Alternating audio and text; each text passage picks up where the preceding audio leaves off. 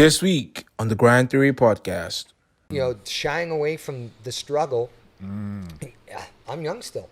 I don't want to live the next 40 to 60 years of my life regretting giving up my dream and these opportunities. Well, I'm gonna shop my shop.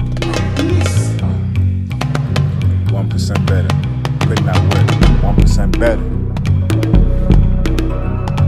Could not work. Could not work.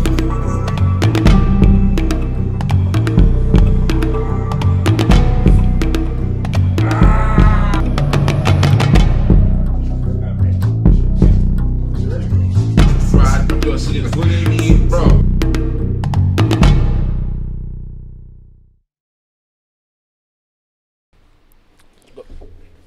All right. You already know. We are back, Ori. Yes, sir. Back in the Another car. vibe. G.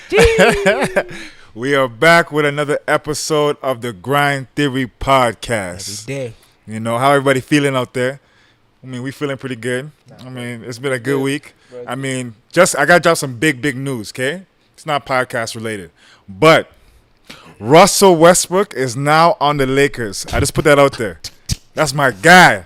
If you know me, you know that's my guy. I'm just happy about that, okay? It's a good week. It's a good week, actually. It's been a good week. Yes, man.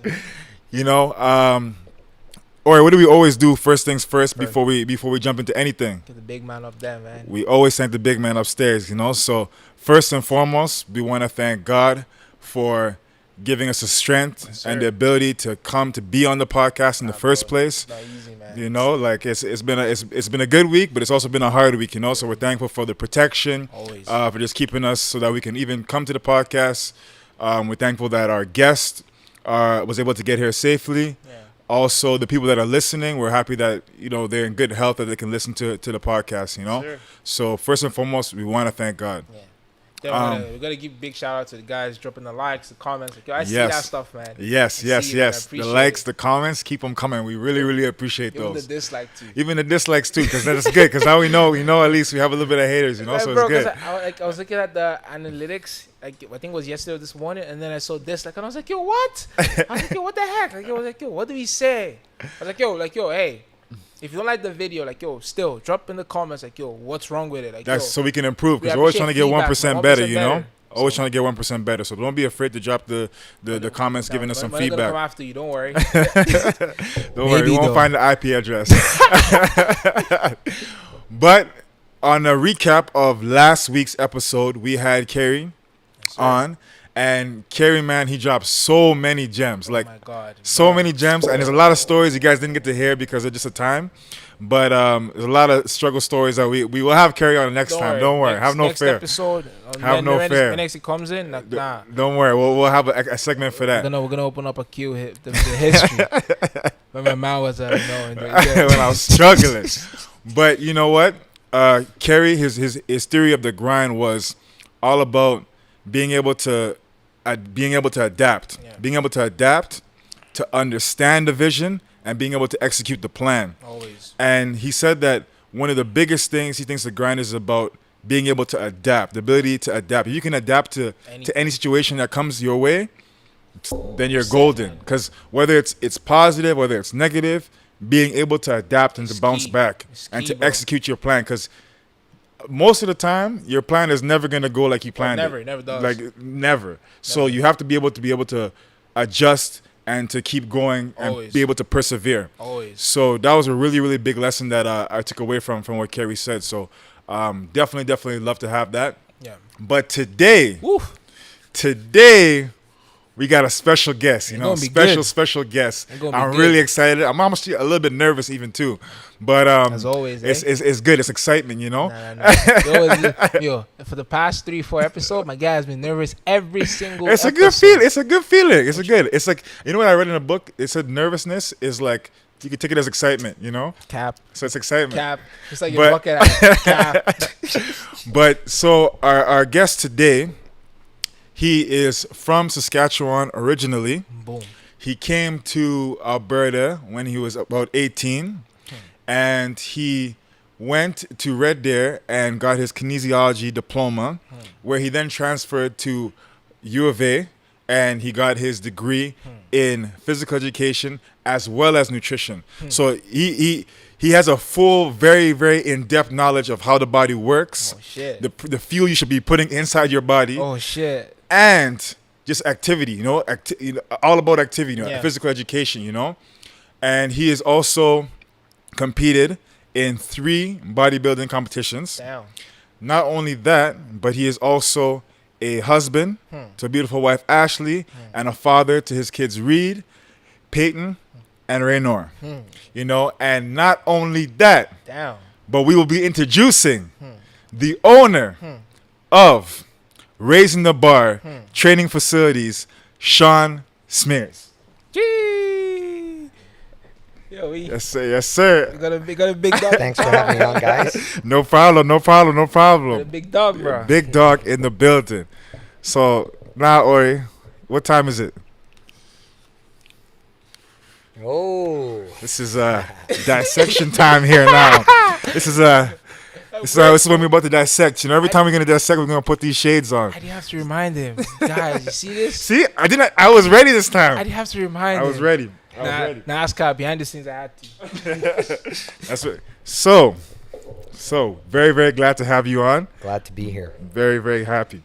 So, Shaun, you were born in Saskatchewan, and would you like? I would like you to tell us a little bit about what it was like growing up in Saskatchewan. It's obviously different from Alberta, so tell us a little bit about your earlier days and kind of what it was like. Yeah, I mean, especially Edmonton. I'm from a very small town, under 350 people in northern Saskatchewan. So pretty much you knew everyone. There was literally nothing to do. So I basically, I lived on a farm. So you worked on the farm, you played sports, you went to school. That was pretty much it. If you didn't do those things, you got into a lot of trouble. That I was lucky. I played pretty much sports nonstop, from hockey to baseball to badminton to golf to anything I could get my hands on. Everything. Yeah, absolutely. And that kept me and my friends busy and out of trouble growing up. And yeah, it's a very simple life. Didn't need much, didn't have much. Moved out to Alberta. I didn't have a cell phone. Mom had to buy my first one because she wouldn't know whether I was living or dead if she couldn't get a hold of me. It was just very simple. I really liked, like I said, being outdoors, sports, activities, things like that. Nice. It was great. Okay. Gee. And so you said you played all these different sports. Did you have a favorite sport? Hockey was my jam. Yeah, Hockey, absolutely. okay, Yeah, hockey. grew up playing hockey, lots of that, and kind of just, I guess, diversified in the summer with baseball. Got a little older. Got my cousin, born and raised Edmonton, brought out some golf clubs. Okay. Nice. Got caught by the bug, it's been one of them that I've currently still play because you don't need 11, 12, 13 other guys to play Exactly. golf. So it's been one that stuck with me, luckily. But all growing up, it was always hockey. Hockey. Nice. Man, I was telling, we had another guest on, Kutsi, who also played hockey. And I was telling him that, like, I got so much respect for hockey players because that sport is so tough to me. You're in the cold, first of all, in the cold, in the rink. true. And then you're on skates, and these skates are sharp. Like, Slap they're getting the mistake, puck. it can Some be- people are not wearing no face guard. Like, Yeah. I don't know, man. I have a lot of respect for those guys. A lot of respect for those. So that's really cool. Hockey's taken a few teeth from me. And Yeah. Damn. Yeah, I think almost every person that I know that's played hockey is missing a tooth just because from the puck or something, So I got a lot of respect, man. Crazy Because sports. yeah, I've seen it's it. crazy sport. So then coming to Alberta now, and going to school for kinesiology and physical education. Was that something that you always wanted to do just from your background in sports as you grew up? No, honestly, actually, there was no work back home. I mean, northern Saskatchewan, it was pulp and paper back when I was growing up. That industry pretty much died when I was kind of junior high or high school. Okay. Pretty much all the pulp mills and stuff kind of closed down. They started trying to go to like hemp and other things for paper. There wasn't much work, so you kind of had to move to bigger centers and stuff if you wanted to work. Yeah. And looking our whole career council thing, I was pretty good at school. So sitting with career counselors, they're like, well, you're good at math. Like engineers make really good money. So I originally actually went to Red Deer for engineering my first year. Okay. Shit. Immediately found out I did not want to do that as a living. We had to show up actually a week early. So we were the only people on campus just to see if our math was up to the level. Damn. Oh wow. Then the first day, our engineering prof was the dean of our faculty. He opened with, look to your left, look to your right, choose your friends wisely because 50% of you won't be here by next semester. Fact. Wow. That exact word he just said, same thing. When I did engineering at Nate, they said the same stuff, and it's true. Literally, Really? it was true. True. Yep. Bro, it's Yep. true. So yeah, so I did that year, and I knew, okay, like I'm not gonna continue this. And you know, a lot of my friends that were engineering would turn to alcohol or drugs or other things, stressing over tests and stuff like that. I found myself up in the gym. I didn't have a lot of experience with, you know, lifting weights at that point in time because there's no gym where I'm from. We're 350 people. Like, you know, at best we're, you know, lifting rocks and throwing around, you know, snowmobiles and stuff like that. But that was my de-stressor. And one day, you know, I just noticed the same guys up there laughing and joking and having fun. I'm like, what the hell do you guys do? You're always like, I'm stressed, like just trying to burn off some negative energy. They're like, oh, we're doing a project. I'm like, project? What do you mean a project? Oh yeah, we're in Kines. Like, we have to log all our stuff. It's weight training. I'm like, there's a class called weight training. And like, I immediately went down, started looking at like what you can do. And I just transferred next year. I went to work and came back in kinesiology and kind of started from there. So Damn. it was a sharp twist, but you know, it got me there, and I was already there, so I figured, you know, I like the school and like the you know, the environment and everything there, so I just changed, moved on, went to look at playing hockey, and then they canceled the men's team that year as well. So a bunch of us guys that were really into hockey, instead of doing a college team, we just made a men's rec team and kind of lit up the league there, and it was a good time. So that's where I met a lot of you know, my friends and buddies, and we spent half our time on the ice, half our time in the gym. It was a great start to it. Okay, that's a nice little combination there. I like that. Actually, I didn't know that. That's cool. Engineering first, and then the switch. Did you? I find that it's interesting because you were saying that a lot of the other engineers and stuff like that, they turn to alcohol and to other things as a distressor, but you went to the gym, right? And it's not like you had any gym back home in Saskatchewan where you could train. So like, what kind of what drew you or triggered you to kind of to go there? Well, I love sports, and I always knew, like, you know, out on the ice or out on the field, like, you know, it was when I was always truly my happiest. And, you know, there was never stress when you're out playing sports. It's literally, you can, you know, sun goes down and you're still trying to, like, somebody pull up a car, put on some lights, let's keep this going. And, you know, because I came from another province, I didn't know anybody. It quickly rooted myself into the gym. I could still get that feeling out of the weights and, you know, up in there, that I can just kind of, you know, get there, start lifting.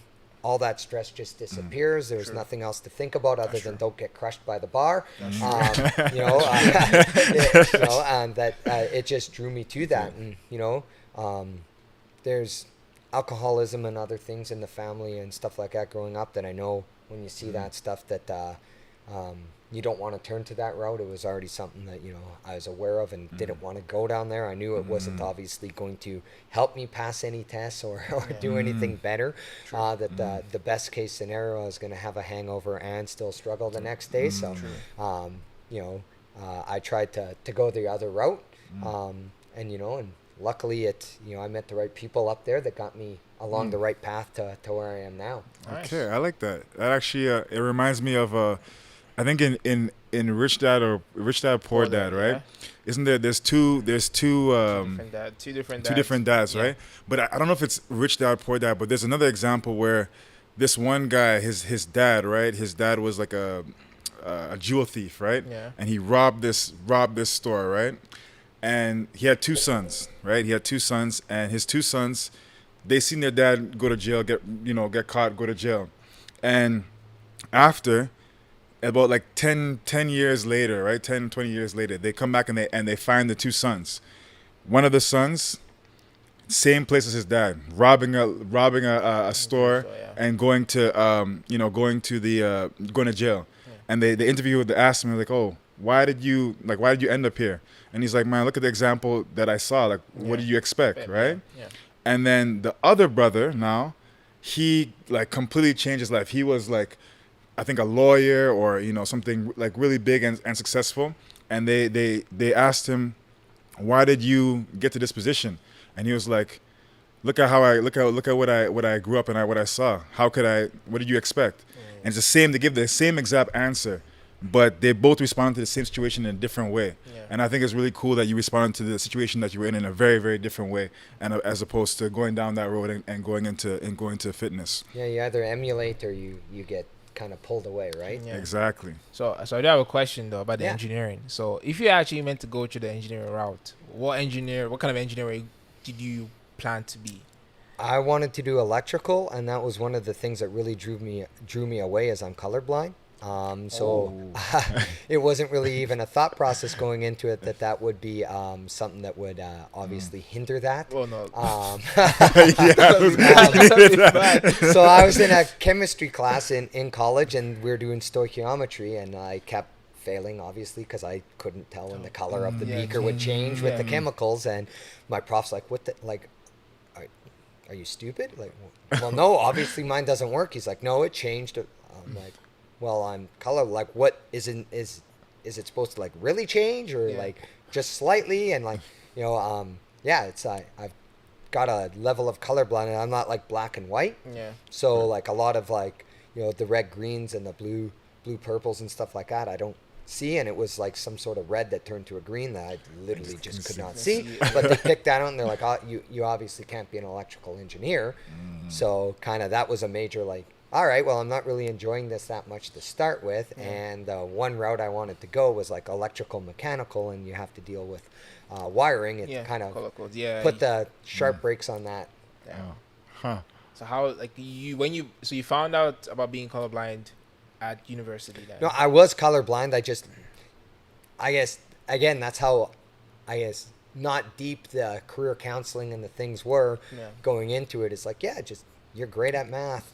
Engineers are good at math. Go be an engineer. Like, you'll do awesome. You're a great student, right? It wasn't like, well, what type of engineer do you want to be? And it's because I didn't know. I was like, oh, that's a cool career path. Like, hell yeah, let's go do this. Yeah.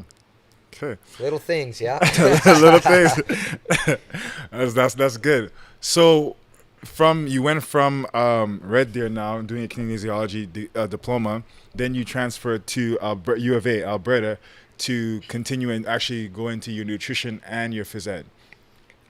So when I was in college, my kinesiology diploma is fitness and health promotion, and then you kind of try and choose a major for your degree to transfer either to Red Deer or Calgary. I did athletic therapy classes thinking I wanted to be an athletic therapist. Again, after you see a couple ankles go straight sideways and a lot of stuff like that, it's like, again, is this what I want to be around day in and day out? Kind of really wasn't. I wasn't kind of drawn to that. I would rather be on the rebuilding side of things than kind of like and the performance side of things. So when I looked, there was a new degree that had never been offered, and it was a combined physical education, nutrition, and food science degree. My best friend at the time was a national champion powerlifter that had just switched to bodybuilding that would later on become a professional bodybuilder. That I became into bodybuilding very much with him because that's what we did.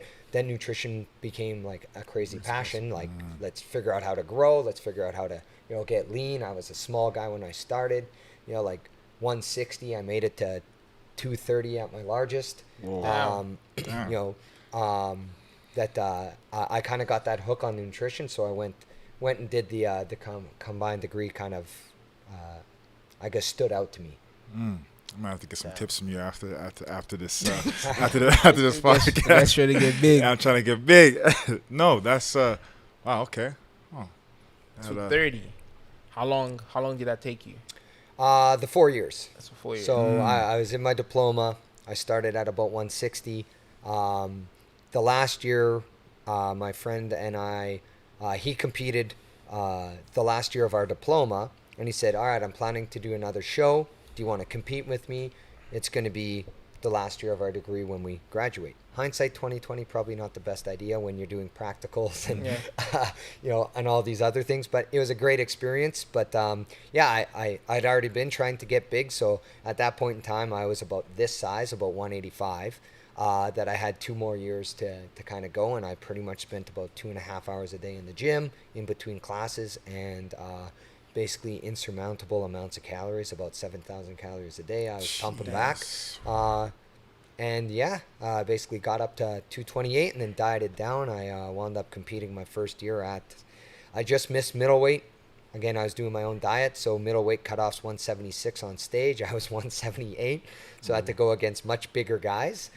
Didn't fare so hot the first time, but definitely liked, my density and size that I had. Just missed the mark on conditioning the first time. But it was a great lesson. So, what was the bodybuilding scene kind of like? Like, even for cutting down, like that's kind of like, I guess, like almost like how the fighters have to cut down their weights and stuff like that. Like, how were you able to, like, even eat enough? Because sometimes I think I'm eating so much, and it's like maybe 300 or 3,000 calories. It's not even near the 7,000. Like, were you just like, well, I was really into a lot of the old school bodybuilders, Lee Priest and Ronnie Coleman and stuff like that. That way, baby. Absolutely, yeah, buddy.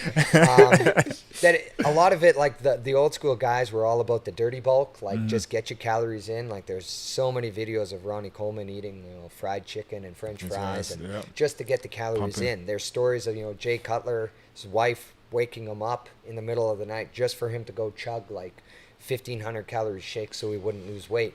And honestly, I was working at a supplement store when I moved to Edmonton to, number one, get supplement knowledge, meet people.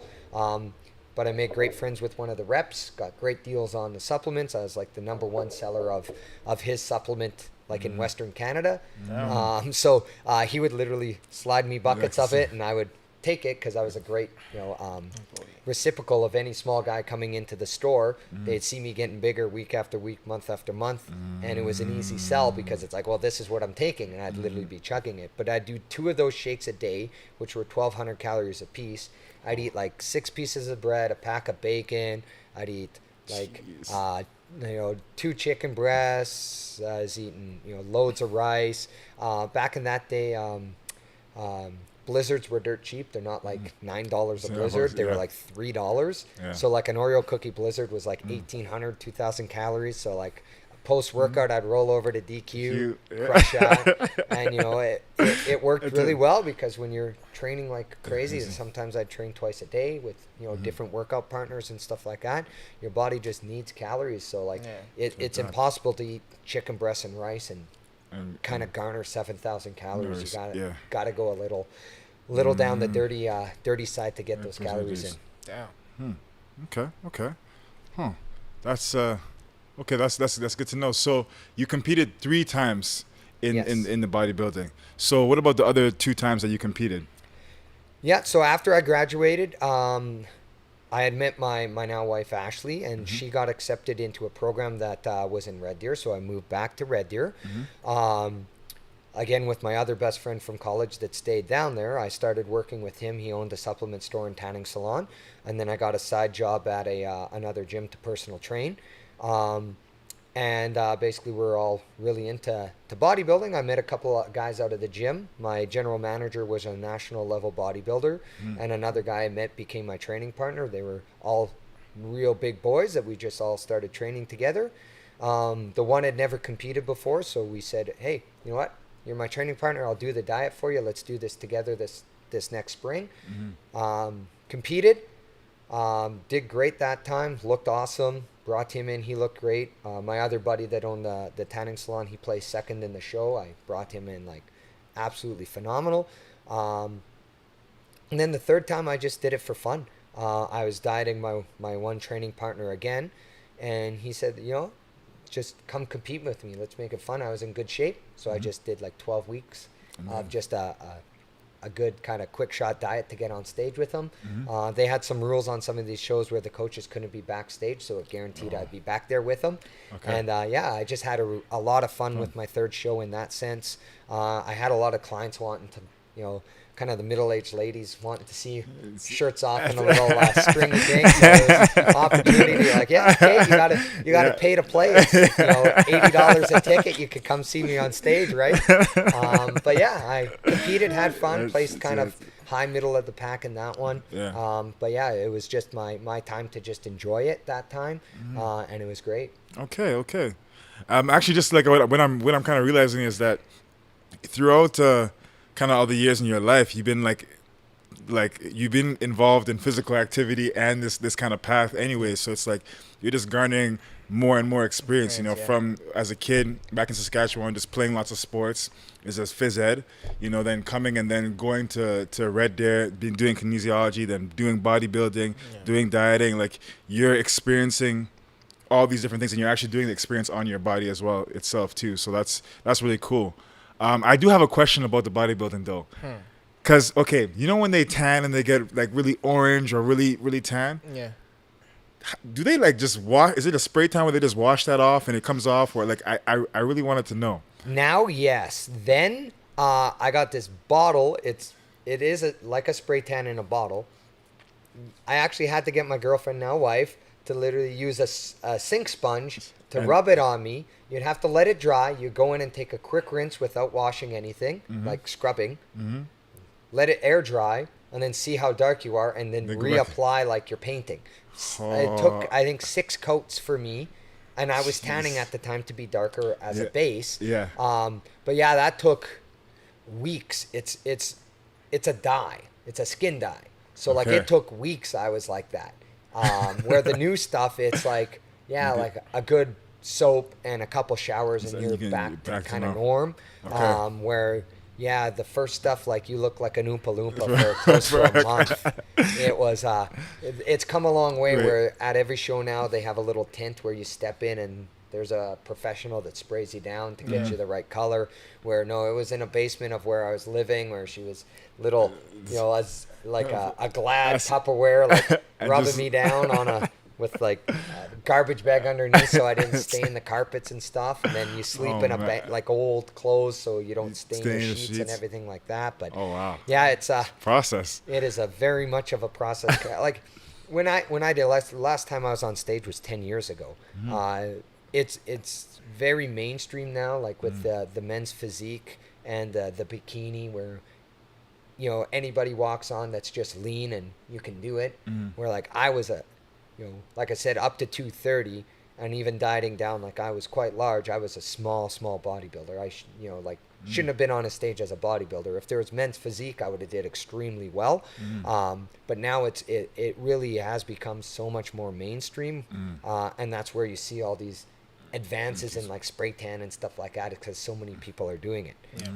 Where it was definitely a back alley. Not a lot of people doing it when I was doing it still. Okay. So then after now you've been finished, you're graduated, and you competed in these bodybuilding events. Now, kind of, where did your life kind of go after that? Like, what kind of action did you take? I do have a question though, because you mentioned you brought her up a lot, your wife, like your girlfriend and our wife. Like, how did you guys actually meet? I'm curious. Yeah, crazy story on that. So my wife is actually my younger cousin's best friend. So my cousin was my best man in my wedding. We're like brothers. He's 12 days younger than me, and will always be 12 days younger than me. I'm the older cousin. But he owned a house early on in Edmonton here, and he would always throw little house parties and stuff like that. And lucky for us single guys that were in there, his younger sister and older sister would often come and bring their friends along to have a good time. And I was at he had like a luau type party, and she was there, and it just kind of happened where it's my man shot his shot. Hey, he shot his shot. He's like Kobe. Yeah. We were just hanging out in the hallway, and I went for it, and it turned out she was interested in me too. So It was great because it could have been really awkward doing that with your cousin's best friend. Shoot See, your guys, shot, shoot your guys. shot. Shoot your shot. You sure? You never know. You never know. 3 kids later, yeah. 3 kids later. Shoot your shot, man. Oh man, that's funny. Yeah. So kind of after those events and school, kind of what course of action did you kind of take after that? Yeah, so like I said, after school, I got a job at a local gym here. I moved to Sherwood Park, and then my wife got accepted to school. So I actually lived in Sherwood Park for a total of like 12 days before winding up moving. And I was at the gym for a couple months, you know, in Edmonton. And then we moved to Red Deer.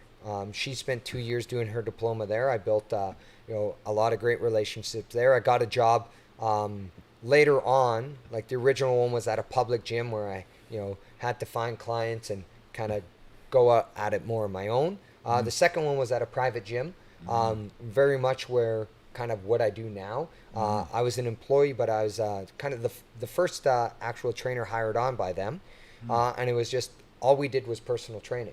So I built a great, huge clientele there. Did really well, and then I knew my wife wanted to be back in Edmonton, and it was just sheer luck. My buddy that was the pro bodybuilder was managing a fitness company here. They no longer exist. It's called Fitness Source, and he reached out to me. Like he did his combined degree in education, so he got offered a job for teaching, and he's like, "My job's open. You need to come take it. It's the easiest job in the world. Like, come grab it. You're perfect. Like, I'll set you up with an interview." So I talked to the manager there, got the job, and then just hopped back up to Edmonton here. Okay. So yeah, that was kind of that full circle there because she's born and raised Edmonton. And that's kind of where we knew she wanted to kind of wind up. And so it was our opportunity to not show up back unemployed and be searching for jobs and restarting. Yeah. And actually it was, you know, my goal was to own and operate a gym. After I'd kind of been in these few gyms, I realized kind of, you know, without ownership, personal training doesn't really pay well. It's got bad hours.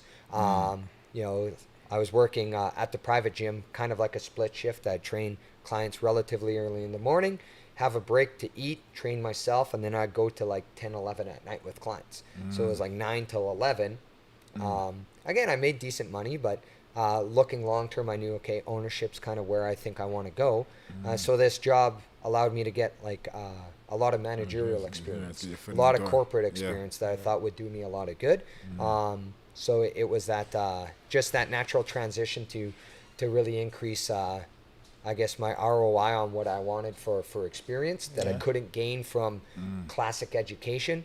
And the only companies I'd worked with in employer management were all very small. There were like 5 or 6 of us at best in the company. There's not much managing. So when I went, you know, back up to Edmonton, at times I was managing 96 people. Yeah. Whoa. So Damn. and most of them were high That's a school lot, to though. college age. So it was huge for me to really, you know, learn a lot about organization, projections, payroll, balancing budgets and stuff, you know, and meeting expectations of sales. So it was a big one.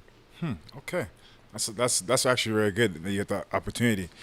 A question that I have is, what would you say is the hardest thing or the most important thing that you need to either remember or know when you're training a client, for the client, but also for yourself? Yeah. Risk and reward.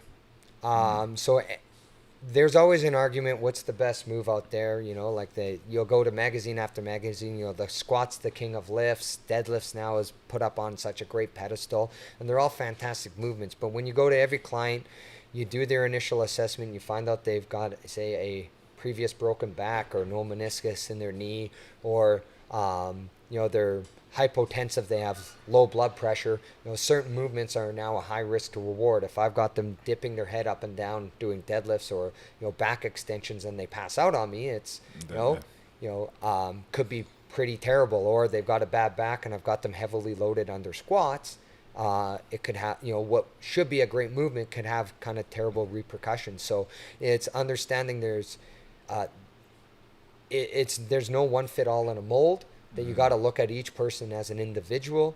So often we look, okay, like the human anatomy is kind of the same across the board, but like each individual person over the course of their 20, 40, 50, 60 years of life, there's car accidents, there's sports accidents, there's life accidents, there's all these other things that they could suffer from, that is going to play a huge role in the exercises I choose, how often I use them, how heavy I go, and their goals even. Is it corrective exercise? Is it sport performance? You'll see like LeBron or like PK Subban have been criticized in their videos on their squat depth, but their sport performance. At no point in time in either basketball or hockey are you squatting below parallel for the for the sport. So it has no play through.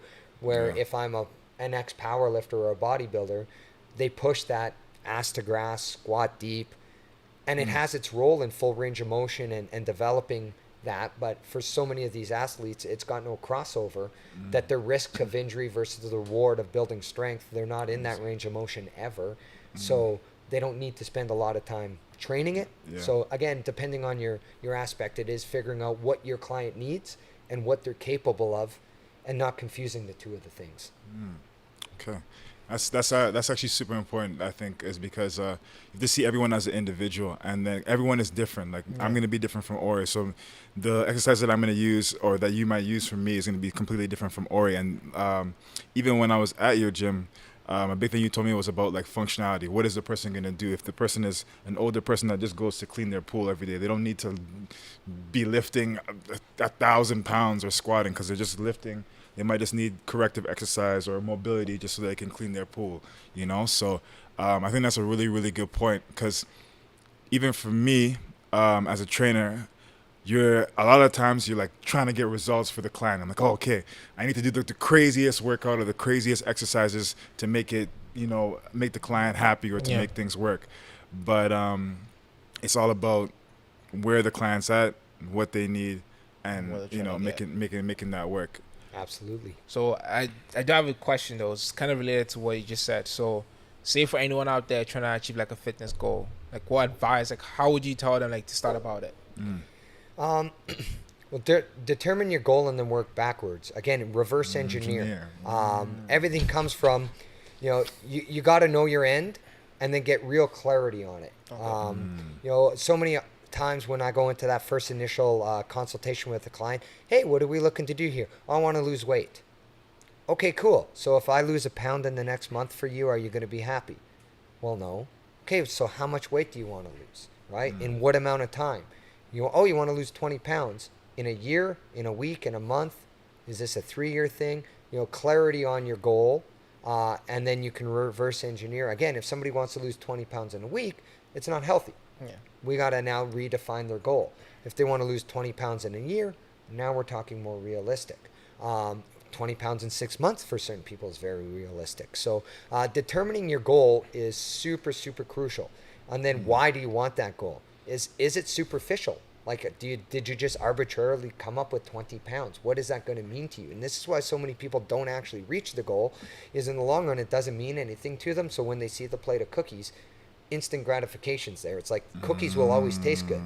But if you don't actually require the end goal of losing 20 pounds, if there's nothing crucial about getting there, the cookies win every time. So, one of the Rock saying is, respect your goals. If you don't have the respect for it, you won't follow through. So yeah, it's proper determining of where you want to go, reverse engineer what it takes to do it. Because like I said, the person that wants to lose 20 pounds in a week has a far different program than the person that wants to lose 20 pounds in a year.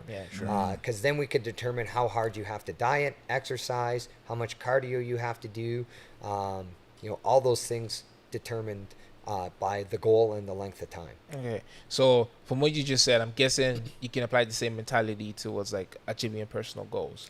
100%. So like when I was in college, I essentially had a 10-year plan.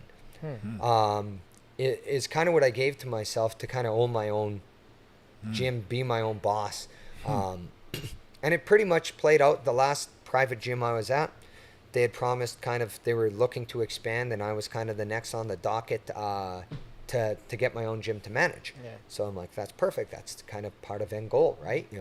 They talked about, ownership of the company. They would be doing like kind of WestJet where managers would get ownership shares. So I'm like, all right, my 10-year goal, this is going great. It's all in line.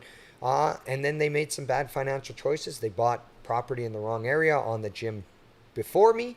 They wound up losing it. So they were going backwards, and instead of expanding, they were doing damage control. At that point in time, I recrunched my numbers knowing I still have my 10-year goal, and gave my notice and kind of built the gym. Oh. Yeah, so it was, again, I reversed engineered. I felt like I had everything in place to do it, and just one door closed, the other one kind of opened. So like being in that situation, like what was your mindset at? Like, cause like it's not easy for someone to be like, oh, I'm gonna give you, like, this is your goal. I'm gonna hand your goal over to you, and then all of a sudden switches. Yeah, it was at that point. Like, I mean, it wasn't overnight that happened, but essentially, like my switch kind of clicked. But so it was at that point. I was looking to kind of really get ahead. I was working 2 jobs, so as what's called a trainer leader. I managed a group of trainers as well as my own clients. Yeah. And then after I was done my shift, I went and I worked commission sales in the evenings. So I get up at 4 a.m. I'd work a 8 to 10 hour shift as a trainer. I put in an hour workout, shower, suit up, put on the tie, roll, start my next shift at 4, go till 9, 10 at night, get home, rinse, wash, repeat. Basically, at my other job, I had lots of opportunities when there wasn't people in the store that I was literally able to build my business plan on the computer there. So I was able to kind of work on kind of the dream I have now at the one job, continue to keep my skills sharp at the other job that I knew at that point wasn't going to provide what I wanted and kind of needed for me and my family.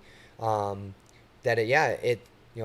did 2 jobs for 4 years before I was able to save up enough to kind of make that shot to do this. So yeah, it wasn't an overnight. It's just in my head.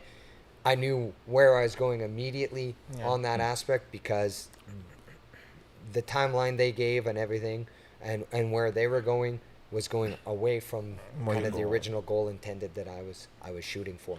So you said something. You said, and it shows that just the clarity, right? You said that you knew where you were going and you were able to stick to it. Because I think I won't speak for everyone, but at least for myself, right? What I struggle with a lot of times is that I know what I want to do. I just don't know all the steps to get there, and because I don't have that clarity, even if I'm making progress, it doesn't feel like I'm making progress because I don't know if I am. I need that clarity. How were you able? Even you said you made your 10-year plan, right? How were you able to make your plan and like follow it accurately? Was it like something that you just did a day at a time, or you had it just all planned out right away? No, definitely things always adapt and adjust. When I looked at, okay, I want to own a business. What's the skill sets of a quality business owner? Again, and then I reversed engineered. I obviously need to be a good quality trainer. I need, a business management skills. I need to be able to manage employees. I need to know about budgeting. I need to know about, running a company, about client acquisition, about, all of these little aspects that go into running a business.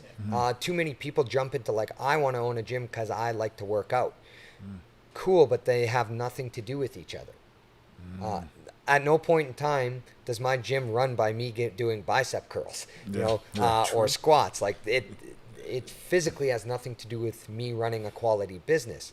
Me doing quality interviews and making good relationships with trainers and clients, me being there from 5 a.m. till 6 p.m, running interviews and making sure my trainers get everything they need, and setting up our plans for next month to make sure that we have leads coming in for these trainers to grow and build their businesses if they're not generating enough leads on their own.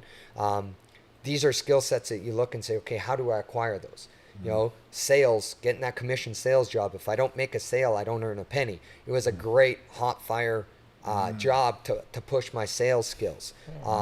You know, doing bodybuilding prep, my first 5 or 6 clients I didn't charge a penny for because I just wanted to sharpen my skills. You know, I did it on myself. Let me see if I can repeat this on other people. You know, is it just a one-off that I just got lucky because I know myself, or can I kind of reproduce this regularly on others? And did they enjoy the process? So as I started to do these things, I just looked at, okay, what are the skill sets required for my end result? And where do I get these skill sets? And then kind of be open to those opportunities when they come. The first job as a personal trainer, the guy that owned the gym literally walked into the tanning salon that I was managing, handed a business card and say, hey, if you know any personal trainers that are looking for a job in the area, because you're a supplement store and place like that, just send them my way. I literally replied back, I'm a personal trainer. And then I met him and I got a job. And that led down this whole extra side of career path in the private training industry and stuff like that. So it's being open to those things. And then my buddy phoning me up saying, hey, come take my job. Well, it's time. She's done her diploma. We're ready probably to move maybe within the next year or so for sure. Yeah. That it was just taking, you know, being open to, again, the universe for providing what you need. Yeah. And, you know, being aware I could have turned all those down because I was making good money and I did enjoy the job I was doing at the time. But I knew where I wanted to go, that was a skill set I lacked, knowing how many people he managed and those aspects that it was an opportunity that I knew would have got me closer to my end goal and my end result. So I had to kind of jump on it, whether it was in my head pushing me forward or moving me back. Financially, it was moving us slightly back at the time, but experience-wise and getting back up here, it was the smarter move to make in the long run. So the thing that you said at the very end, that you said that it was pushing you back a little bit financially, right? The one thing I remember you telling me at the gym was risk and reward. Right, so you have to weigh if the reward is more than the risk, right? So even though it might have been a risk in taking you back financially, the reward was better in that you were being able to get this opportunity to come in and really enhance your managerial skills and then really get you on the path to eventually owning your own facility. So that's risk and reward. From everything you even said, like there was one thing I really noticed, like a trend, which was like the biggest thing was. And it falls back to, I think, Atomic Habit. I don't know, like, I've never heard of the book before, Atomic Habits. So it falls back to the same idea where you give the example, which was like, if you're trying to be someone, say you want to be, let me use an example, you want to be jacked, you want to be ripped. Imagine yourself being that person. What's the daily habits that person's going to be doing? So it falls back to the same stuff where you said, oh, I want to be a business owner. Okay, what are the qualities this person has to have? Or if I want to be a photographer, like what are the qualities a person have to be a successful photographer? And like another thing you said, which I think I'm gonna dropping apply. gems. Like I actually wish I wanted to write notes. I had a tendency to write notes. I'm like my hands I'm twitching a little bit. This again. Oh, so, definitely. Which was when you said there's a difference between like what's it called, lifting bicep curls and actually running a gym. And then it makes me actually think in a different sense, which is like there's a difference between being a photographer and actually having a photography business. 100%. Or there's a difference between being a person like this. Like now it actually makes more sense. Yeah. Because like it's good to have the skills, but like there's more to running a business than just having that skill. Exactly. There's tons of talent out there that just are hot messes in their business because they don't know how to charge, they don't know how to book appointments, they don't know how to balance their schedule. They just want to take photographs, train clients. Again, my ex-business partner, great trainer, great at training clients.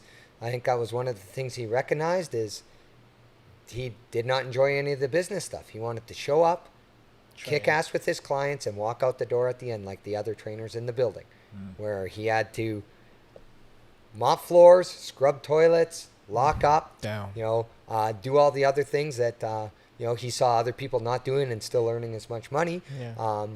That not everybody's built for it, right? It is a different aspect for the people that have the the lease, the overhead, that are in charge of the brick and mortar aspect of it versus the employee or the other kind of businesses that are operating out that just come in and all they have to worry about is excelling with their clients. Now, No, man. I honestly, I'm still trying to write notes. So, like, I might be taking a World 360s. It's still on the same page, but like from hearing you so far, like I can tell you have like a good knowledge about like running a business. And I'm sure there's a lot of people watching this podcast that actually have like questions you might want to ask. But like, what are like 3 to 5 tips you give someone that wants to start a business? Like you should like a step by step you can follow. Yeah. Obviously be passionate about what you do, because it will envelop you at least for a large time before maybe, a lot of the business coaches will say like, work on your business, not in your business. Well, most small businesses need to develop their business by being in it first before they can kind of deject themselves from it. Yeah. So plan to be in your business first and foremost, because nobody's going to establish a better reputation for your business than you. True.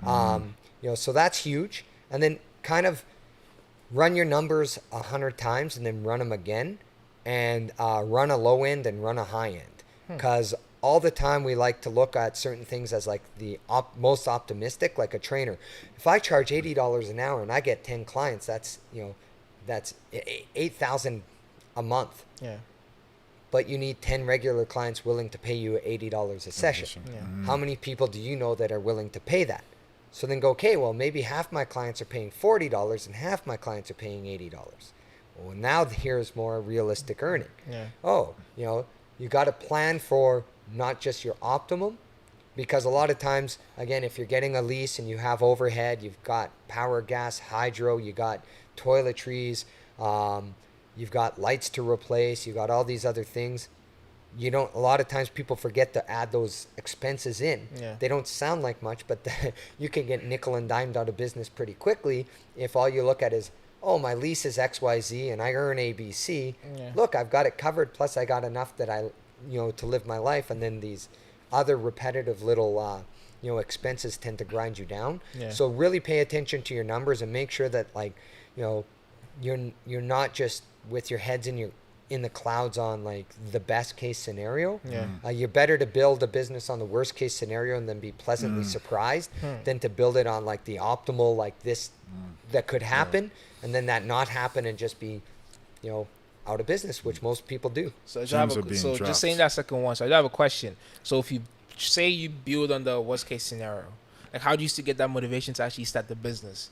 Because sometimes you build it up, you're looking at the numbers and like, damn, It's discouraging. this is discouraging. Like, so how do you? But that's why you have to be passionate about it, though. That's true. It's passion, and then hopefully your worst case numbers are still enough to get by. Because if your worst case numbers aren't enough to float, you probably shouldn't start the business. Okay. Like when you look at it, when I started raising the bar, just me and my partner with our clients alone paid for everything. Wow. We didn't get, just what we could earn through training. We didn't have trainers off the bat. It was enough to keep us afloat. We didn't take home a penny. But the business was alive with nothing else other than the two of us working our butts off, which means every trainer that we hired on that paid us rent was now money in our bank. Yeah. That's all we had to do, is we can now keep a little of what we earned because that trainer was paying towards our overhead. The next one that comes on chips away at the overhead. So our worst case scenario is me and him work the rest of our lives to keep a business afloat. Yeah. And the worst case scenario for that was we were in a 3-year lease. Yeah. That we'd run it for 3 years and then walk away. Yeah. The best case scenario is every single extra client we added was money in the bank, and every single trainer we added was money in the bank, and any other passive income that we could come up with was now all money in the bank to generate revenue for our company and us in the long run. Yeah. So by building low, knowing it's your base, it's not discouraging because this is the worst case scenario. Okay. Right? If you build, relatively high and fake it, that's discouraging. How do you keep going on when you realize you've padded your stats so bad it's actually impossible to reach the numbers that you've given? That's discouraging because now like it's not viable. Yeah. It's like the dating profile where you show up and you don't even recognize the person in the restaurant because they photoshopped the photo. Yeah. They, you know what I mean? Like they ain't coming back from that, right? It's a lot of business plans are that dating profile where they've literally padded their stats so much to kind of get the loan that once they start rolling, they're fail. flat and they fail because they weren't realistic on their numbers and their expectations, and and we've had lots of issues where some of our expectations were far too ambitious, I guess, in like acquiring trainers and keeping trainers and things like. I mean, COVID has a lot to do with some stuff, but we made assumptions that more people would have that entrepreneurial mindset, and more people would be jumping in the fact to run and own their own companies because they had no ceiling. Where one of the things we've ran into as a company is most people have that employee mindset. They want the safety net, even though they know the safety net will never provide them enough income to be happy, will never provide them the freedom to be happy. A lot of these companies are just giving them enough that they can pay their bills, and that's safety for them. The uncertainty of like, hey, you can earn 6 figures as a trainer here, or you can earn nothing. It all depends on you. They have nobody to blame at the end but themselves when they fail. And a lot of people like the scapegoat of, I had a bad manager. The gym, they wouldn't let me on the floor. They wouldn't let me do. Hey, you're free to do whatever you want in my gym. True. Your niche is your niche. Yeah, your do hours what are you your gotta do. hours. Here's Yeah, your it's key. your It's choice. 24-hour access. You can train whenever you You want. wanna train, The failure falls on them then, and a lot of people don't like that. Nowadays, you can't fail school. Everybody gets a ribbon. We're past that failure mentality. Everybody's afraid of it. I have something, a really, really thing that I wanted to ask you. So to get to this point where you could even own your own facility and everything like that, right? It was a process. It didn't just happen overnight. It was a long process, right? Yeah. Along the way, 2 questions I have is, did you ever doubt yourself along the way? Many And times. what was your biggest struggle or obstacle that you faced, and how did you overcome it and learn from it? So I there's doubt. Day in and day out, there's doubt. There still is right now, even with what's going on in the world. Is there a way forward? What am I? I see it in other trainers and other people coming in. There's skepticism, but How do you deal with it? how I deal with it is regret. Would you rather put all in and fail, or would I rather live the rest of my life regretting what if? That whether I sink or swim with this company, at the end of the day, I can say literally I've given everything I could. My blood, my sweat, my tears, every ounce of energy. Then I know, when the dust settles, that I know I've put it in. And you can't, just like sports, you lose the game, but if you've given everything you've got and they were just better, or the economics weren't the good time for it, you have nothing to blame. You could be proud of yourself in that moment that you put up the best fight you could. It's walking away from it, quitting, shying away from the struggle. I'm young still. I don't want to live the next 40 to 60 years of my life regretting giving up my dream and these opportunities, because it was uncomfortable. And I think that's a lot of what weight training teaches us. You get under that bar and you're wondering if you're going to come back up again. It's that discomfort of like, I don't know if I can, squat this, but when I go down, I'm going to find out. And if I push my hardest and I grit and I grind it and it doesn't come up, that's fine. That's why I got the spotter, or that's why I got the safeties. But at least I know I did it. It's not go down and dip out because it's uncomfortable. So I put that same mentality to business, and I try to put that same mentality to anything in life. I don't want to be, in the second half of my life or on my deathbed regretting a bunch of things, the what ifs and stuff. And I mean, there's so many obstacles that I overcame to kind of make this happen. Like I said, I'm from northern Saskatchewan. I don't come from money. My parents are absolutely amazing and help me anywhere they can. But it's not like I come flush from economics. We're not silver spoon.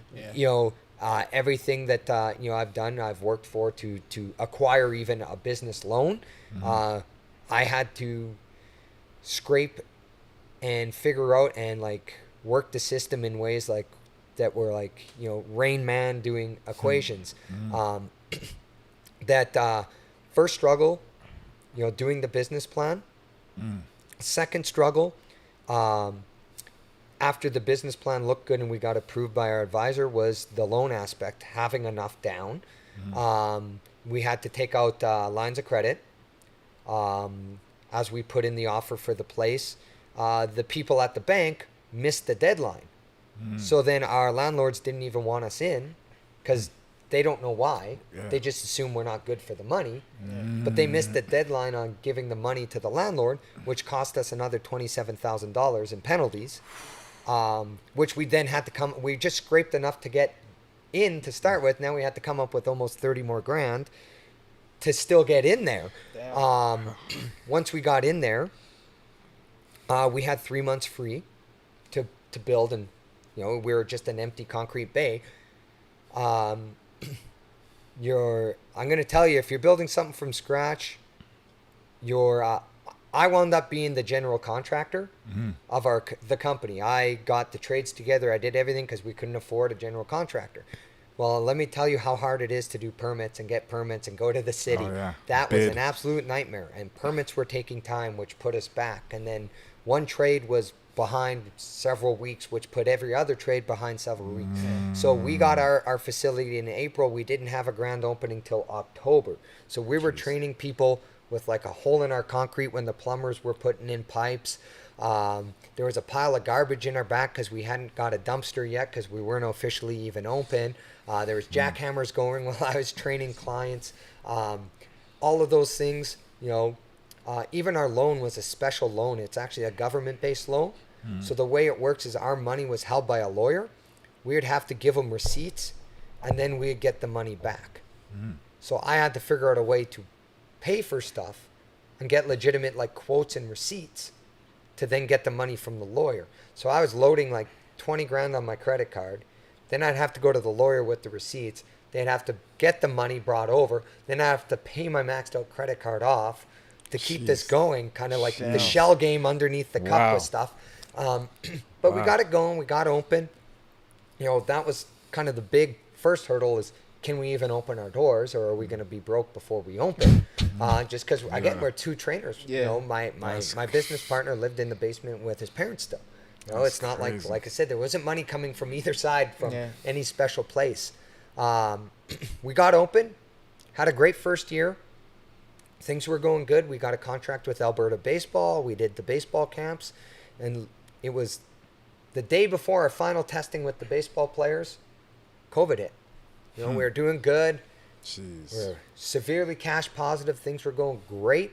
And then we got shut down out of the blue. It was like, this ain't going to happen. And then that was obviously the biggest obstacle there was, remember that. how does a gym that focuses on personal training now continue, right? We had a lot of money in the bank account at that point in time, so we felt comfortable and confident, kind of rolling March, April, May. Got opened in June, but with the constant restrictions and stuff from capacities to what we can do, we're getting nickel and dimed everywhere. The government subsidies would cover portions, but really there's tons of bills that's still coming in, whether we were open or not, whether we were training or not. So that was a big one. Felt like our boat had a leak in it. That we were bailing, but the water was coming in as fast as we could bail, right? Again, we knew the two of us, if we could keep our clients and train, we keep it afloat on our own. But we were at that point where we'd made a nice surplus and started paying ourselves to watch it just kind of disappear over a click and go all right, we're back to kind of, back in April there, where we're just shuffling the cups again. Where can we pull for now and push for there and do for that? And then it was open and close, open and close. And like I said, every time we were open, our ship, because we had 9 trainers then, it was a self-sustaining ship. It was just about, let's stay open. We just can't continue being closed because the leaks happen when we're closed. Because all summer we didn't charge any of our trainers for that first lockdown. From March to June, we didn't collect any rent. We didn't know what was going on. We looked after our people. Guys, we don't know what's going on. We don't know what's going on with you when we're coming back. Keep your money, pay your mortgages, pay your rent, feed your families. We'll figure this out. That December lockdown, that's really, I guess, pushed my partner to that brink. And, when February opened, he didn't come back. So that was a big one, which just got resolved actually yesterday. on the separation from Congrats. the company and stuff like that, which is great. But yeah, it's just one of those things that, again, it comes down to that stress of being a business owner. Can you handle, you know, The mental stress. absolutely, absolutely. Man, It's there's not a day where you're not putting out fires. There's not a day where you're not trying to make decisions that affect. You know, we got 14 trainers and a massage therapist out of the gym right now. Yeah. You know, the decisions I make affect 14 people's lives, with families, with mortgages, with Yeah. children, young children. That, you know, I'm not just looking out for my best interest, but I got to look out for all my employees too when I'm making these decisions. Yeah. And yeah, it's just, you know, being strong, pushing forward. One of the great quotes that I continue to find that helps me is, you know, there's a video where Tony Robbins talks about meeting Dick Cheney, and what, you know, he said that he lost the election due to lack of resources. And Tony laughed and told him to his face, you didn't lose because of resources, you lost because of lack of resourcefulness. You know, I never had resources. We made you know, in paper standpoint, we never should have probably had a gym. Neither of us had the funds. We made it happen because we were resourceful. And that's something that keeps raising the bar going forward. Is I look at every opportunity when it comes, or roadblock when it comes up, on how do I get resourceful enough to surpass this. There's always an answer, and a lot of times it's never what you're thinking, but by being resourceful, for, again, like, I lost 50% of my company's generating income when my partner walked away. It was go back. I spent a week straight, like 10 hours a day, running numbers on how I was going to replace that income to keep the company going. And it was just resourcefulness on, you know, how do you do that? How many more people do I have to train to equal that? Or how do I replace that income somewhere else? That's where I really looked at expanding our trainer profile, increasing the amount of people out there, because, again, if I bring in 5 more trainers, that's passive income. I don't have to spend 5 more hours training people. Yeah. I give you opportunity now to build your business and run your money. And so I just shifted from the client focus to the trainers actually are raising the bar. The more I focus on building the trainer, the safer raising the bar is. You know, 15 to 20 trainers, raising the bar is crazy comfortable. Yeah. Wow, that, man, you actually give me, like, I was getting like motivated. I was getting like motivated on the Honestly, thing. because like that resourcefulness, like It's like adaptability almost, because pretty like much. that's where a lot of people, especially when you want to start a business, you make the excuse like, oh, I don't have enough money, oh, I don't have enough skill, oh, I don't have enough network. But like in your situation, like you didn't have all that, but you went out and you looked for it. Yeah. Down. I love that, because the one thing actually I want to ask you again just to make sure is, I think I know the answer, but at any point in that time, even during COVID and stuff, did you want to give up? I didn't want to give up. There was times we thought it was inevitable. Just when you're closed for 6 weeks or 3 months straight, you're just like, well, how long is it? You know, I wrote a post about, you know, the hardest part that I had was feeling like didn't have control. At all other times before COVID, any problem I felt I had full control of. Like I said, I just had to be resourceful. There's a certain time when the government and Alberta Health are saying, you can't do this, you're not allowed to do that, this is off limits. The business plan, the model, everything like that is now off the table. My resourcefulness is now It's gone. to their To their narrow-minded standards, limits. So that was deflating, because I knew there were methods and ways, and like I said, when we're open, that the business is very successful. But when you're realizing, like, okay, I'm no longer driving this bus anymore, it's tough when you're in the passenger seat along for the ride, seeing it going over the cliff, to figure out methods and ways to hit the brakes on that, or to change the course enough that you can buy yourself some time. So again, it just wound up extremely lucky that it was just the right time that we got reopened each time to keep things moving. If they would have had longer lockdowns and things like that, I might not be telling this story. That there's a certain amount of you want to give up, but like I said, I realized, like, I'd rather fail than have regrets. Just because if you're doomed to fail anyways, on that course, you got to make the charge. Yeah. If it's me and a bull, I know my chances of winning that fight are low, but sure as heck, I'm poking the eyes and I'm grabbing the nostril. I'm doing what I can, to win that battle. But like you said, you got to take those shots, right? Yeah. And high risk, high reward. No other choice. Your back's up against the wall. It's sink or swim. You quit or you keep going. The results might be the same in the long run, but like I said, in the end, I can look back, And so that and say like I gave it my all. I know there wasn't anything left on the table. There wasn't another resource I could go down and find, to do that. So. I love that. I literally I'm getting I was getting like so motivated, so kind of amped up just like listening to you, just because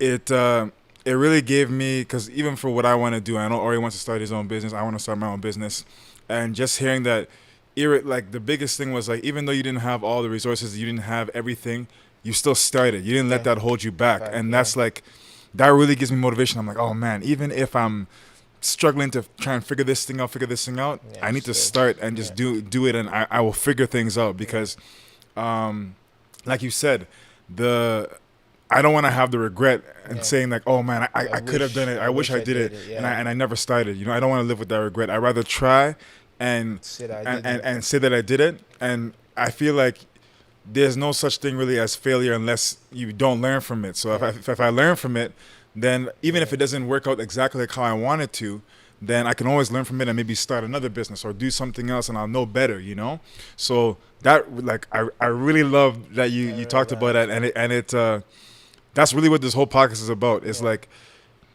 you getting this having this facility, having Raising the Bar training facility.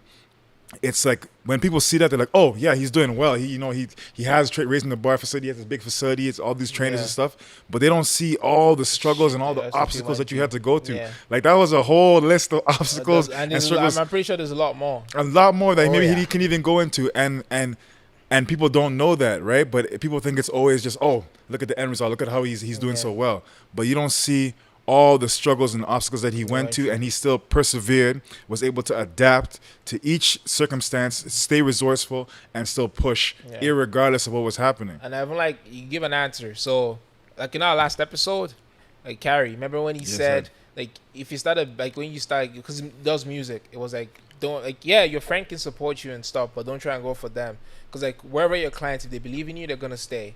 I remember when you were talking about like you started the gym, you had holes, you had garbage over there, but you were still training people.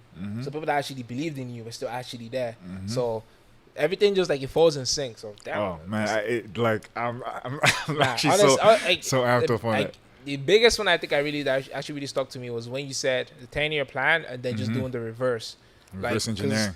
People say you want to start a business, but you make, and especially the worst case scenario. Because I actually never really thought about that. I was just thinking about, okay, what do I need to do? How do I get this? But I never actually thought in the sense that, okay, what's the worst case scenario that can happen? Because like, I just say, oh, the best. Okay, get like 10 clients, do 10 photo shoots or 15 photo shoots, and you're good. But I never thought about what if in a month I just get one. Yeah. Or two. How would you make it work? Because like I think another thing is like you can think of the best, but my head, what I'm looking at is, what is the worst case scenario that I have to shoot in order to survive? Exactly. And then how hard is that for 2 clients a month? Exactly. So right.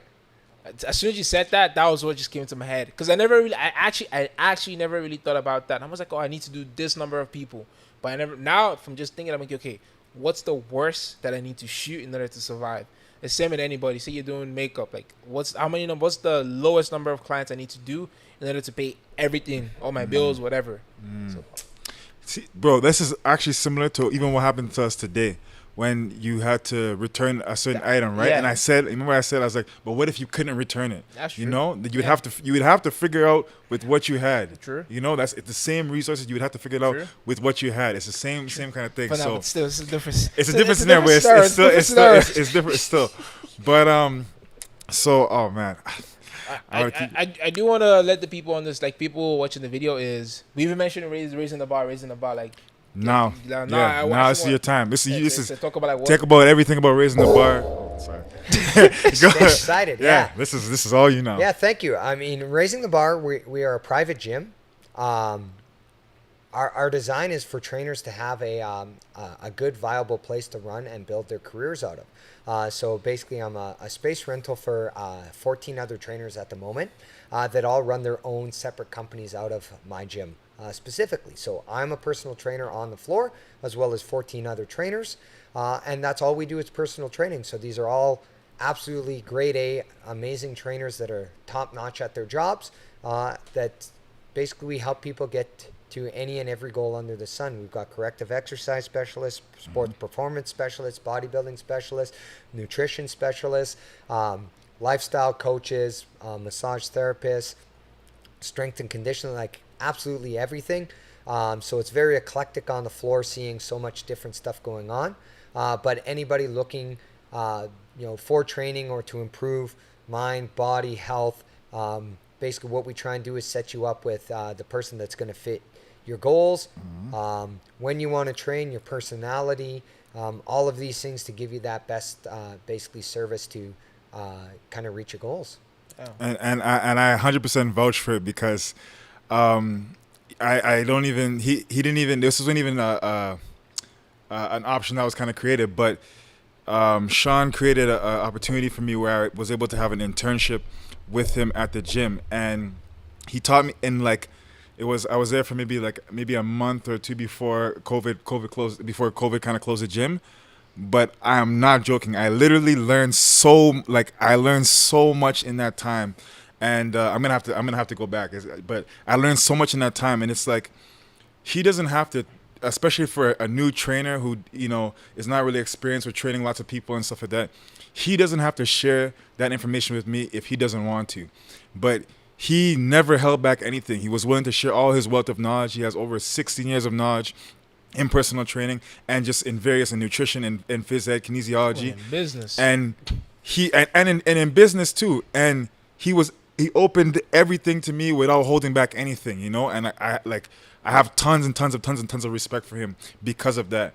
And it's not just him only, but it's the quality of the trainers that he has in the facility, the quality of his facilities, always constantly updating, getting new gear, and different trainers. Like I haven't been to a gym that's had, they have someone who's a specialist in boxing, they have corrective exercises, they have someone who's doing lifestyle coaching, they have so many different varieties and styles of coaching that you wouldn't usually get in just a normal gym. So I vouch for it 100%, not just because he's our guest, but even before that, I vouch 100% for that. So That's nice. So you guys, if you're ever a trainer, we're gonna drop all the links and everything if you're for looking to it. just get into fitness too, like I recommend it. I recommend it. 100%. Where would people be able to find Raising the Bar training, or find you on Instagram, on LinkedIn, any? Yep. So our website's www.rtbtraining.ca. Our Facebook is Raising the Bar Training and Performance. Our Instagram is Raising the Bar Trainer. And LinkedIn is just my personal Shaun Smears through LinkedIn. Okay, we will drop all those links in the bio. Like, I'm sorry, I'm getting so excited. Sorry, so amped. So I still want to one more conversation I want to have, because today I noticed you really went around it a lot, which is your wife. Mm-hmm. Yeah. So like I'm not guessing. I know when like going through that struggle, not a lot of women are gonna stay. Let's be honest. So talk to him, Maury. Talk to him. Yeah. Talk to him, absolutely. Yeah. So my guess is not my guess, but what I want to know is like how did you mentally? But I'm guessing the way you were building up the business, you had your kids, like one or two. Beginning of the business, we had 2. Okay, 2. Okay. So how was your mind at that time, knowing that this could fail, and you had a kid and you had a wife to take care of? I mean, that's kind of part which keeps you going is you can't fail for them. True. And Ashley, my wife, is the backbone and the rock, the support. Shout out to like Ashley. you said, so many people just don't have that, and that's the support system from just her and all my family.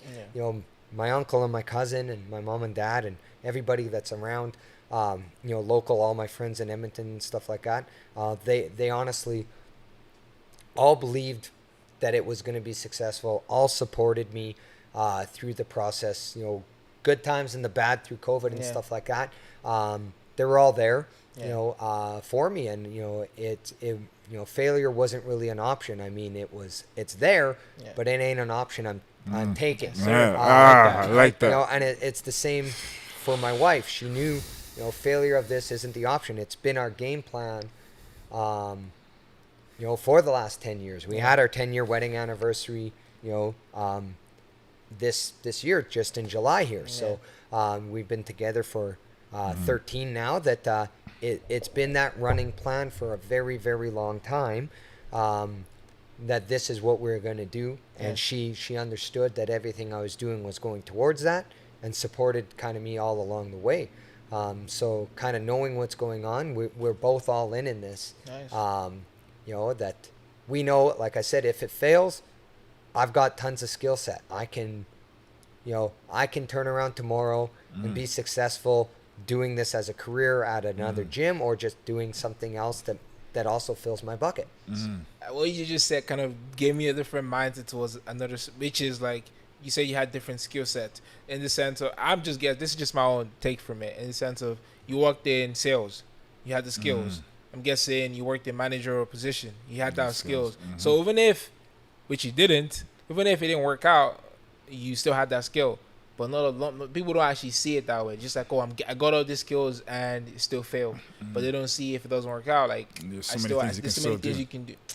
Yeah, like Akil mentioned earlier, like, even if I fail, there's still a lesson to learn from it. And all the stuff that I've learned over the last 3 years, you couldn't pack into a 7-year degree. Like, it's just insane. Like, you just can't learn this stuff in school. Like you said, there's more obstacles. Today, they're pulling open my the rubber floor for my gym to get to a drainage thing, because down the line somewhere there was a backup that they were snaking. I had random people in my gym ripping apart the gym to get into some access thing that was this stuff comes day in and day out, and you just got to roll with those punches. Adaptability. It's just one of those things. I know, I really admire and emulate, for example, like The Rock. He's very open and candid. Like, one of his biggest failures led to his biggest success. Washing out of the CFL, his whole YouTube channel, $7 production. He had $7 left in his pocket when he went home. All of those things I look at, and that kind of drives my fire, is knowing, he's $290 million, I think he's worth at this point. And, not that long ago, he had $7 in his pocket. So, right now, it's that grind, it's that work. And, one of the things that I think makes him so likable is he's genuine. He's not putting up a character. And that's, again, genuinely, I want to see people in my career set, succeed. So when I have a guy like Akil come and, ask for an internship, all I see is an opportunity to help somebody that I know is passionate about the industry I'm passionate about succeed. I do a disservice to him, the industry, and myself by ignoring that and just saying I don't have time, right? Oh no, go somewhere else. I feel that when you help people and you genuinely want to see them succeed, it's karma. Good things come back, right? True. If I'm trying, to keep him down and other gyms down and other trainers down, it's just bad karma, and it's not good energy for me. It's not good energy for my gym. I don't wish lack of success to other gyms. I wish success for all of our gyms, because we all know there's more than enough people to go around that need our help. True. That it's too many people believe that other people have to fail for them to succeed. And there's just more than enough to go around. I think the more I help for people, the better my industry will be. And I think the better my company will become too, because it'll be known as a quality place that people can go to get genuine help, whether it be a client or a trainer. No, there was one thing you said that really made me trigger. I don't know I can't remember who said it. I'll put up a quote right there. I think it was either Robert Kiyosaki or what's his name? or Gary V. I can't remember who said it, which is like there's two ways to build the biggest building in town. Either you either you rip the, I can't remember how he said it. Either you rip the other building down and break it down in the sense of like wishing them bad, or I think you just work your ass off and just build it from scratch. I can't remember how he said it. I have to find the quote. But sounds like a Gary Vee Yeah, I thing. think Yeah, I think it's absolutely. Gary Because Vee. he's I think all it is. about pure positivity with everyone. Yeah. Success on all. Right? Yeah. You don't want to knock down that tall building. You want to build build yours. past it. Right? Yeah, Build yeah. your own. I like that. I like that. I have one question before I had you to the main question, but one question that I have is from training clients, right? Is there something that you've learned from training your clients that applies to fatherhood? That's a good one, actually. That's great. I think just awareness, like I said, being present, being aware, and sometimes I'm coaching the client, sometimes the client's coaching me. Many times my clients stick with me long term because I'm just not doing what I believe is right for them. I'm finding what they want as well. And often as we parent, too often I think we try and parent by pushing what we believe the kid should. And sometimes you have to just ask, like, what do you want today? What's your perfect day today? What would you like to do instead of like us thinking we know better? Yeah. Too often, again, 16 years of knowledge and degrees and diplomas. If I do something that a client hates every day, for example, I've got a 7-year-old client. You got to meet her, Judy. She's an absolute gem of a human. Yeah. If I make her push a sled, she will leave and not come back. Yeah. Because a trainer in the past has made her push a sled really heavy and it gave her anxiety. I know it'd be super useful for her, especially for her legs because she struggles squatting. But I know it's something that if I do, it's not going to have a positive end result on our relationship, her results, because she's going to leave. Just like the kids, sometimes you think it's a nice, beautiful day. Let's go out. Let's do a bunch of stuff. Sometimes they just want to sit on the couch and hang out with you. True. It's one of those things where give them a little control, and I think they appreciate that. Both clients, both kids, because then they know they're being listened to, they're being heard, in those sense that it goes a long way on creating a relationship, not a I'm the boss. This is how I don't train like a drill sergeant, and I don't parent like a drill sergeant. Sometimes you got to put the foot down on both clients and children. But I believe it's that give and take on each, and I think that's a huge aspect. Sometimes you have to listen to them instead of telling them what to do. Everything to do. I really like that. I'm gonna take that into consideration. Oh man, you're lucky I don't have my notebook. It's close by, but don't worry. The good thing is we can always watch this back. Oh, 100%. Replay. So, Ori, what question are we probably gonna ask right now? Do you want to ask what's called? Would you rather? Not before that one. Before that one? Oh.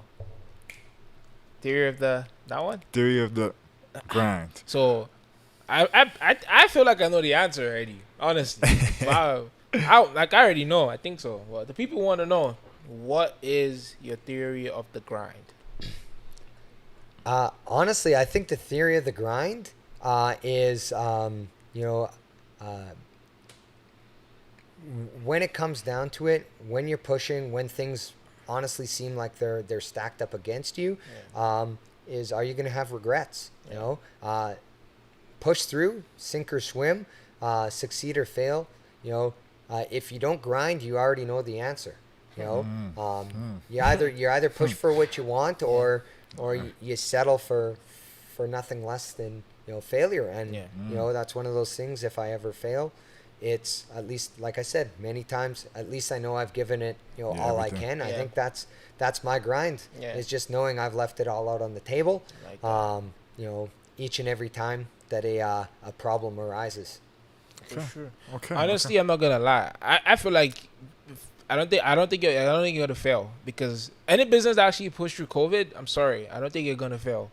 Making money, actually, because like with COVID, that I know that a lot of business Yeah. gone forever. yeah. So the fact that the business is standing good, I'm sorry, like, I don't see it happening. I'm just gonna be honest. yeah. No, thanks. We're doing good right now. We're doing well. Yes, sir. And like I said, we're grinding away. There's always new obstacles every day, but I mean, we're back into, like I said, obstacles I can control, obstacles that I feel like I can manage and work with, not obstacles that are Out of your control. where I'm sitting in the passenger seat. So Okay. Nice. And the biggest thing that I think that actually allows you to handle all these obstacles that come your way is your mindset, your approach towards them, right? Because some people they see an obstacle and they're like, oh man, like this again, but the way that you're approaching, you're like, okay, now this obstacle came here, how can I work my way around it? So I think that your mindset towards it is what makes a lot of things happen too, Nice.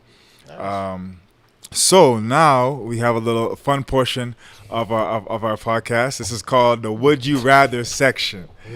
So the Would You Rather question that I have for you today is, would you rather spend 5 years in jail or be in a coma for a decade? I'd take the 5 years in jail. 5 years in jail. This is maximum security prison, though. That's fine. That's fine. Okay, Yeah. okay, No, okay. no, it's, you know what? I'm certain I could learn a lot of lessons in 5 years where I don't think 10 years in a coma you learn anything. I don't know. True. That's very true. Yeah.